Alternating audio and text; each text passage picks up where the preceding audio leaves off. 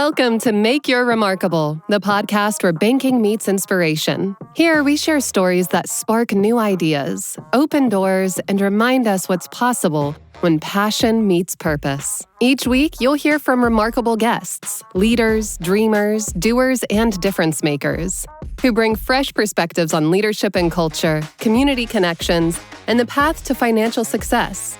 Wherever you are on your journey, their stories will encourage you to think bigger, live bolder, and make your own remarkable. So let's dive in. It's time to make your remarkable. I'm Charlie Fleming. Today we have Nina Burkdoll with Keller Williams. Nina, thank you so much for being here. Thank you for having me. Thank you for saying yes and coming on the podcast. We're so excited to have you and excited for our listeners to hear what we have to say. And we have done. I'm grateful for you first off, just on the business that we've done together and many transactions, and even the buyers that you've represented, that you've sent us, and vice versa, and then also you being on the listing side as well. So tell us, how did you get started in real estate? Why did you become a real estate agent? Tell us, give us the rundown. So long story short, I had never really dreamed of getting into real estate. It's not something I was a little kid thinking, I want to be a real estate agent. But a few years ago, my dad got really sick and we had a lot of medical bills and the stress of all that. And so I got into real estate basically to try to help support. But then I realized that it was actually something that I loved. So I went from a necessity to, wow, this is an opportunity that I can help people, and it changed my life. Yeah. So what's your favorite thing about your job and what you do? How for people, the right decision and the right investment and the right property can change everything. Just one can change everything. What do you mean by change everything? As far as the family goes, or? Their wealth building opportunity, whether it's an investment property or a primary residence, the right house can really help a family move forward financially. And that's something that, yes, we want a home to live in, but looking at it from the life-changing appreciation investment standpoint, that's my favorite thing. Yeah. Because there's people that buy a house or buy an investment, and then years later, how that has grown, and that changes their family. Yeah, for generations too. Yep.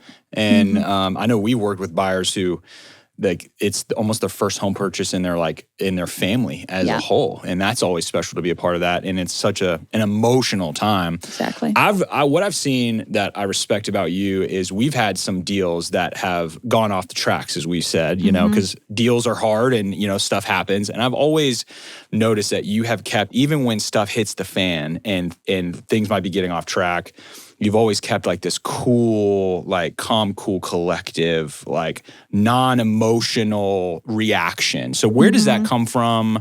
Why is that important in the real estate world when things hit the fan, everything's seems to be going wrong? And I've noticed you're just hey, it's going to be okay. We're going to figure it out. Where does that come from? I don't that obviously helps, but where does that come from? I think for me, so I call that my baseline, my neutral. So as an agent, my job is to take the stress off the client. So if I'm not able to have that baseline, because some agents get stressed out in a transaction, and it is stressful, but I'm going to keep that baseline because I think resilience is how quickly you can get back to that neutral space. And if I'm in an emotional state, I can't best represent my clients and help them make decisions. So for me, I think it's been over time, through the years and through practice, getting back as quick as possible to that baseline. Okay, this is unfortunate, but how do we handle it? What are the steps to move forward? Let me call this lender. Let me call this appraiser.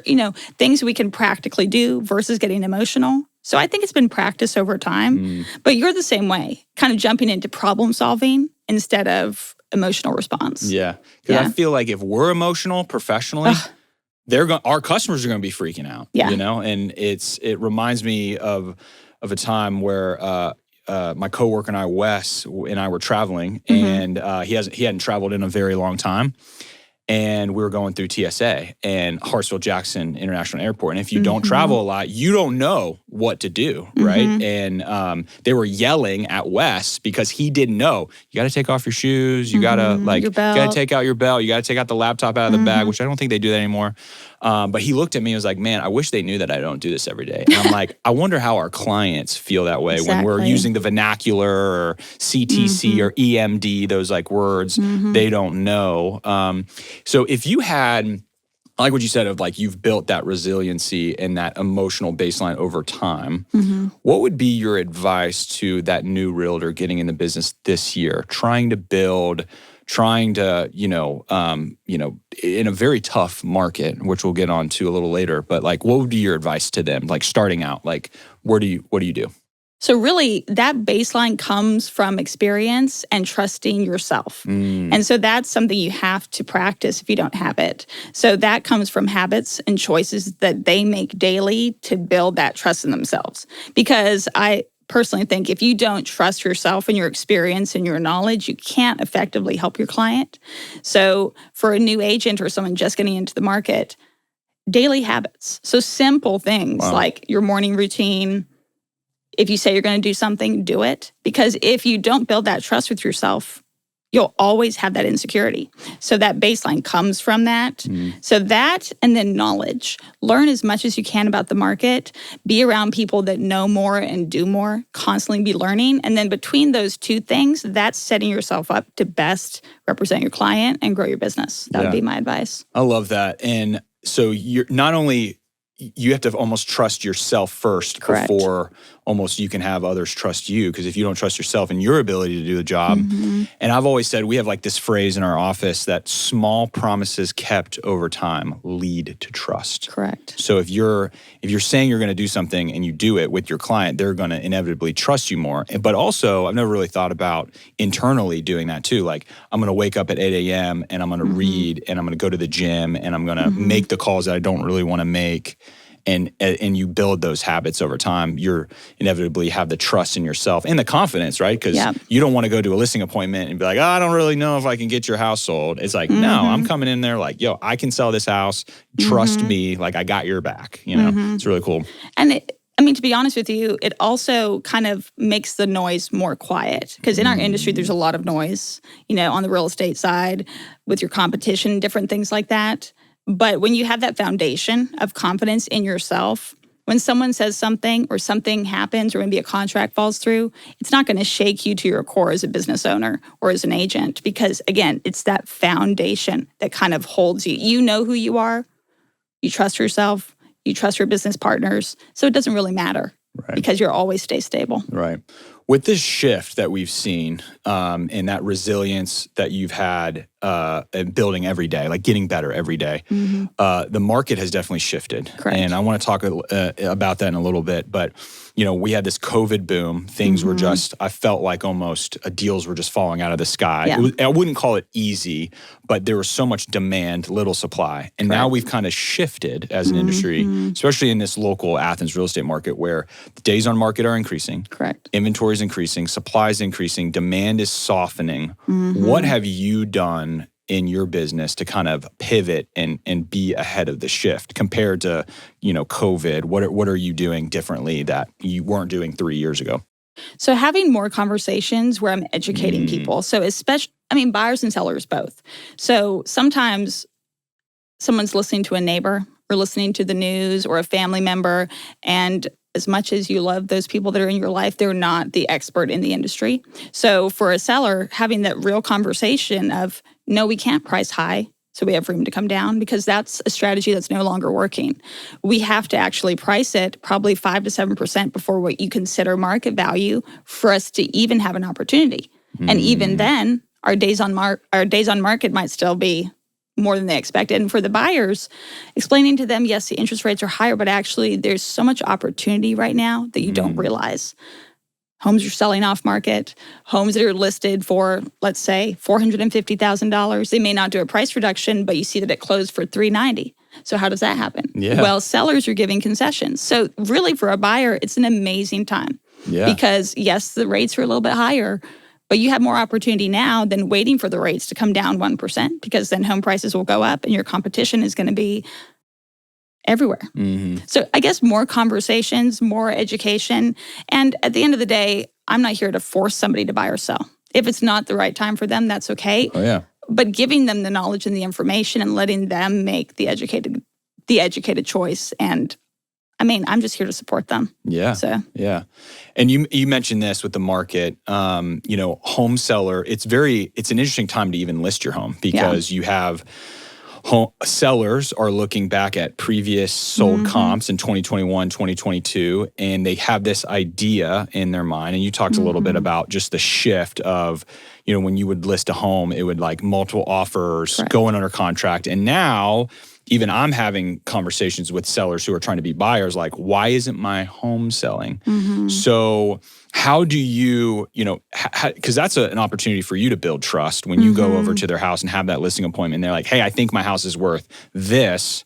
And in reality, you're like, hey, I'm thinking like we need to come in here because your home is worth only what a buyer will pay, right? Correct. So how do you, like, what's that narrative when you're building trust with that potential home seller? How do you, I don't know, not necessarily get them to come down, but almost look at this from a 30,000 feet view? Yeah. So I really come from a place of value. And, a lot of realtors, I feel like it's about the money, it's about the transaction. But I give these people options. So we have to have a real hard look at what's going on with the market.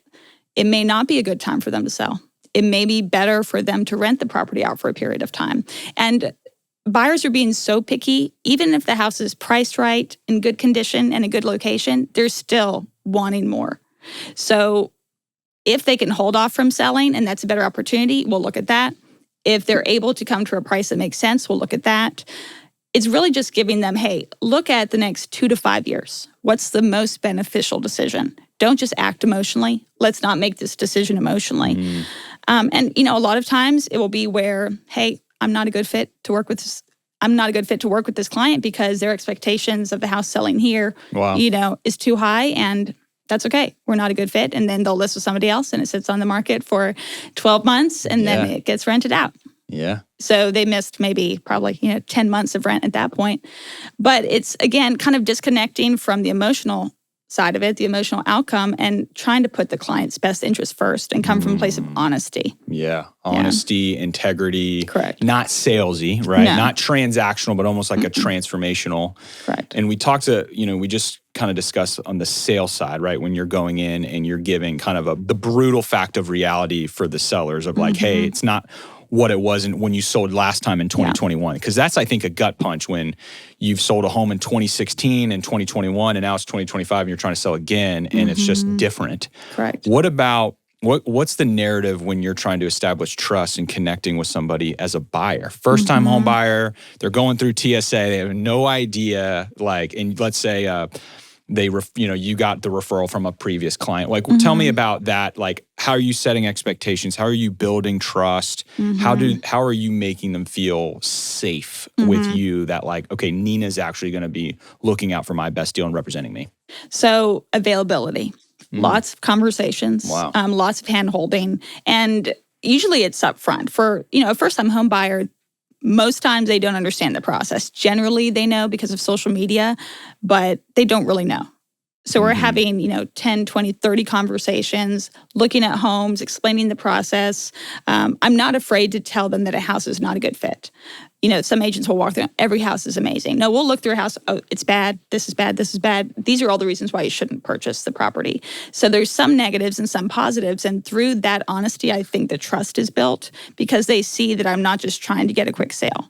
Hey, we can't buy this property because the drainage is going to cause your basement to have moisture and all the, different things that come up in a house to where, yes, it seems like a good house, but hey, we're going to have $5,000 of special assessments in the next year. Is that something you guys want to take on? Just finding out all the information to where there's no surprises and they don't feel like they have regret, after they bought that house. And they have a right, I feel like, to be a little bit more pickier. You said that. It's almost like I've noticed that that sellers are almost walking on eggshells around buyers now, where it was reversed. It was like buyers were walking on eggshells, like, oh, you need 5 days of due diligence, and you need five, or waiving financing and appraisal contingencies. Now it's kind of reversed, But like you said, I feel like there's an opportunity for buyers like never before. Yeah. I was listening, to a segment of, Dave Ramsey was saying the exact same thing. He was like, the competition or the other buyers have kind of moved on the sideline, and it's created more opportunities that if you're willing and able and have that lifestyle need, to buy.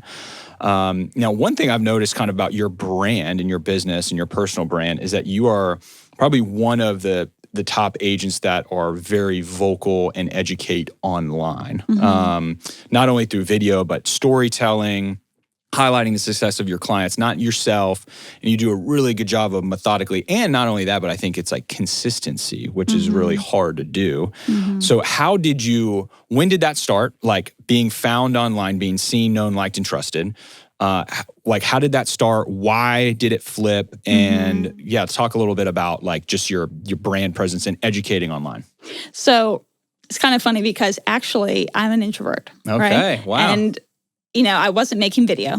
I was just, posting different, pictures and listings and, the typical things. But then my coach at that time was trying to get me to start doing video. And I was so resistant to it. But he's like, okay, I'm going to have to fire you if you don't make video. So I was really bullied. Wow. That's not nice. But hey, that's a good coach. He was I'm going to have to let you go. I'm sorry. But I started making videos, and I just realized I might feel shy at the beginning, but I want to tell people what's going on. I want to explain the process. I want to give them tips on what to do, what not to do. And then it became, it's not about me. It's about the client. It's about sharing the experience and the knowledge and the opportunity with other people. So I think that transformed how I looked at content and videos. And a lot of clients find me online now, and it's because I'm honest. So I'm going to tell them the good and the bad. Yeah. People love it or hate it, but it's the truth. Yeah. So I just try to be authentically myself and share what I know, and hopefully it's helpful to people, and I think it has been. Yeah, it absolutely has. And I think like the authenticity, right? And the entertaining, because like people want to be educated, but they also want to laugh. And you've got some funny content on there that will make you laugh, but also educating you. If someone came to you, not only a real estate agent, but someone in business who says, I know I have got to be on video. Like I know I've got to push content out. What would be your advice to them? Because you've almost crossed the bridge of like, I'm an introvert. I don't feel comfortable with this, but I know I have to do this, not only for my business, but like you said, for my clients. Like it's almost selfless of like, where else are going to hear this information? I don't want them going online, and reading down Reddit rabbit holes. Like I want them to hear from me. So what would be your advice? So to get over that kind of bump, I would say taking the focus off of yourself, putting it on your clients or the people that might need help. So the first-time home buyer that doesn't have a clue. Think about them. Like really picture in your mind who you're helping and who you're trying to reach. Because I think it's only human nature to focus on like, oh my God, how do I look? How do I sound? Yeah. Like my hair is messed up. Like, yeah. But the more I have found that I focused on myself, it didn't work. So I shifted over to who am I trying to help? Who am I trying to speak to? What do they need? What do they want to hear? And that changed everything. Because at the end of the day, people that are watching the content, they're not, hopefully. Not, oh my God, look at her hair, And if they are, you don't want those clients anyway, right? No. So I have found it to be a very positive experience where people are thanking me, even if they're not needing to buy or sell right now. They're like, we love this content. It's very helpful. Hey, I sent it to my friend. And just offering value. So shifting to a place of value instead of self. Yeah. Yeah, I love that. And I feel like if you are representing a seller, I would almost like an agent to be active online because I'm looking at the agent saying, how are you going to help me market this property? Correct. And if you're dialed in on not only Facebook, but Instagram and like in SEO, that obviously helps SEO. That's a good selling point for your listing and for your 100%. sellers of like, hey, like I have almost this sphere of influence online where I'm going to bring people, to you. Yeah, because, technology is moving fast, as we all know. And once upon a time, doing like a real estate book or the newspaper was one way to advertise property. But the reality is social media, short form content. Now that, Meta shows up in Google searches, your listing videos and the homes that I'm advertising for my clients, that's how they get the most reach. Hundreds of thousands. And a lot of times that's how we get a buyer for the property. Yeah. So I think as an agent, it's a non-negotiable.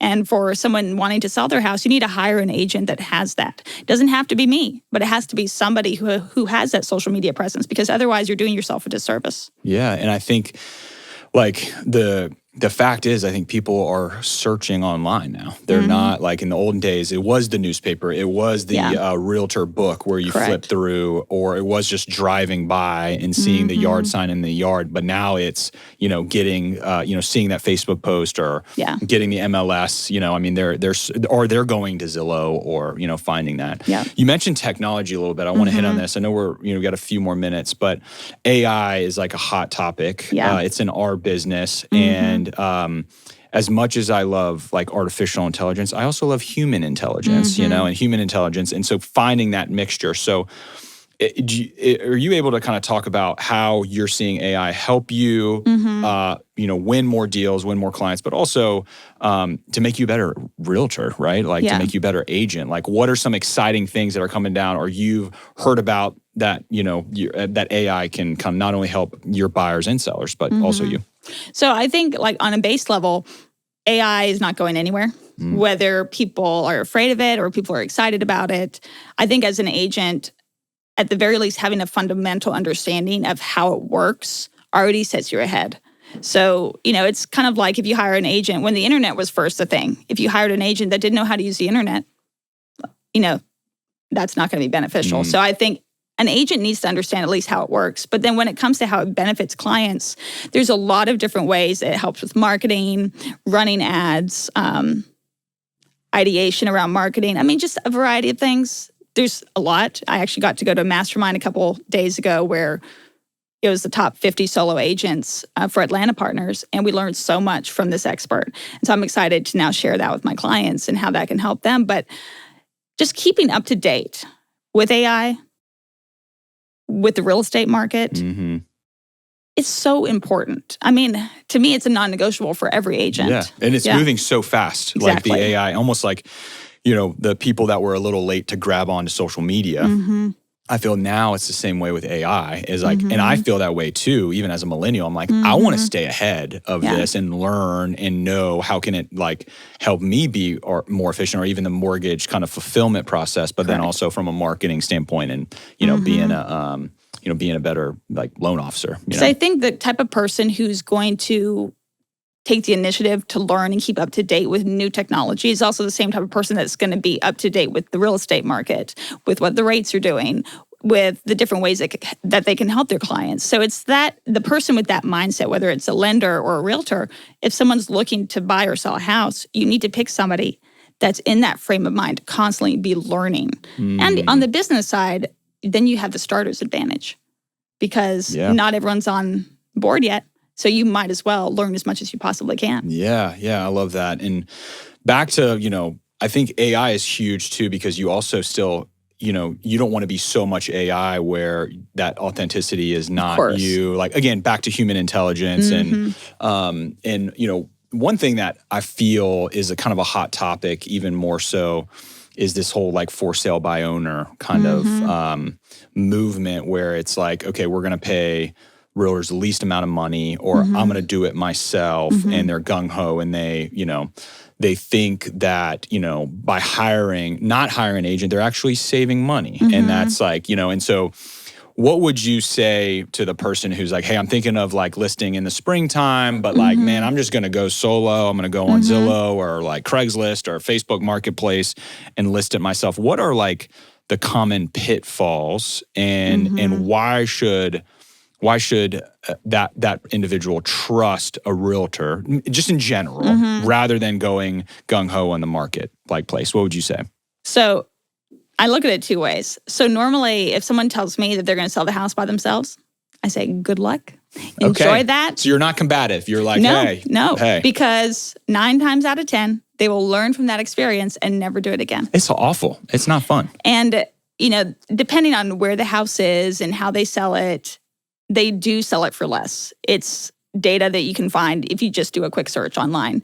Why that happens, probably negotiations, inspections, all those things. But I don't try to fight for sale by owners. If they want to do that, I let them, because I know the value that I bring to my clients. And if they would rather do it themselves and take that risk, I don't fight them. So that might be a controversial way of handling it, but I do give them the numbers. Hey, this is what I think your home's worth. 9 times out of 10, they think their home is worth $50,000 more than they can possibly get. Right. And so enjoy. Yeah.